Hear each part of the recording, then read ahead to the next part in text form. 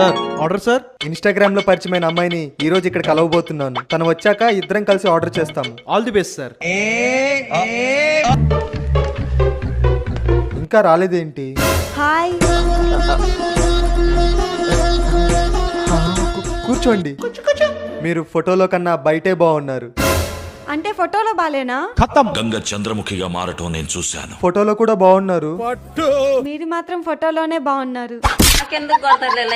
Sir order sir. నాకు full ఆకలి వేస్తుంది. రిచ్ గా ఫుడ్ ఆర్డర్ చేయవా? భయ్యా బిల్ ఎంతైనా పర్వాలేదు, రిచ్ గా ఫుడ్ తీసుకొని రా. Okay sir.